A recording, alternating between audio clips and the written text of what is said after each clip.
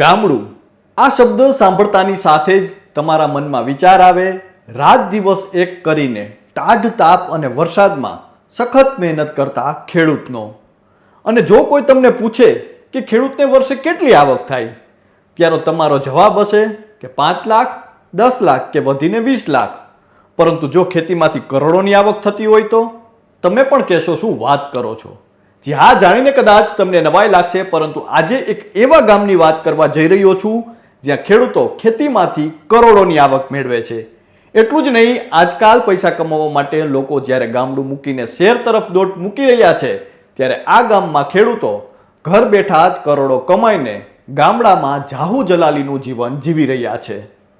નમસ્કાર, આપની સાથે હું છું કૃપાલસિંહ જાડેજા અને આજે ખેતી કરતા આ કરોડપતિ ગામની વિગતે વાત કરીએ ગુજરાતી પર. આમ તો આજકાલ તમે કોઈ ગામડામાં જઈને જુઓ તો તમને ત્યાં દેખાશે અનેક કાટ ખાઈ રહેલા તાળા મારેલી બંધ ખડકીઓ, સુમસામ સડકો, વેરાન પાદરો, ઉજ્જડ સીમાડાઓ અને ભૂતકાળની જાહો જલાલીના જોરે જીવતા વડીલોના ખાલીપાનું દ્રશ્ય.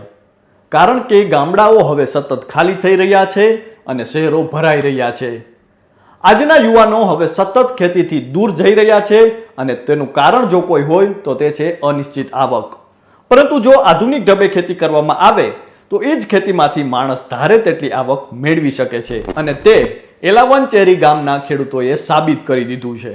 કારણ કે આ ગામના ખેડૂતોએ આધુનિક ઢબે ખેતી કરીને ખેતીને વ્યવસાયમાં ફેરવી દીધી છે અને તેમાંથી કરોડોની આવક મેળવી રહ્યા છે. જો વિગતે વાત કરીએ તો કેરળનું એલાવંચેરી ગામ દેશભરમાં ચર્ચિત છે, કારણ કે આ ગામના 300 જેટલા પરિવારોએ શાકભાજીની ખેતીને કરોડોના વ્યવસાયમાં ફેરવી નાખી છે.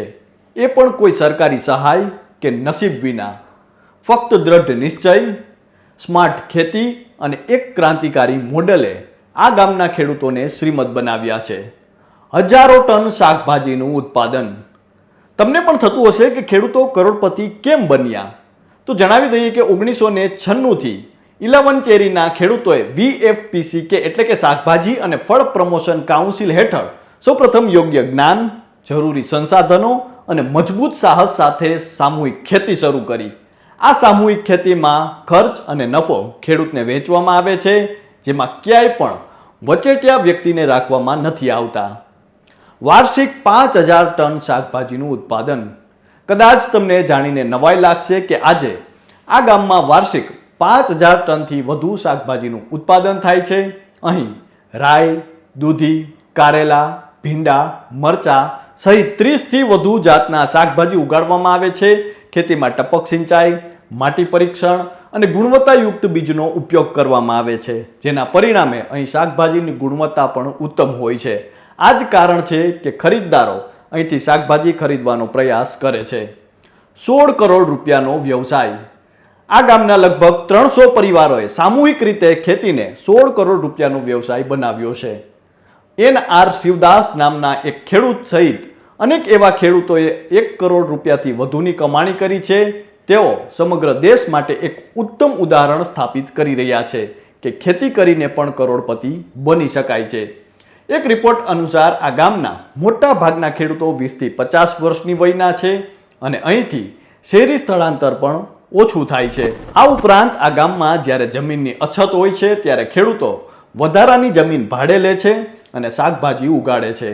રાજ્યભરમાંથી ખરીદદારો આ ગામમાં આવે છે.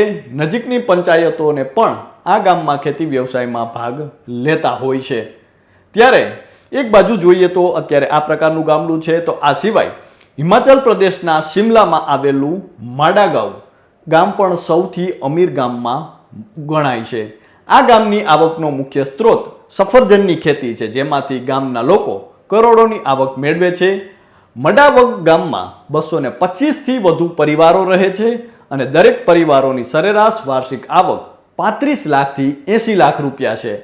આ ગામના લોકોએ સફરજનની ખેતીને આધુનિક ટેકનોલોજી સાથે જોડીને પોતાની આવક વધારી છે.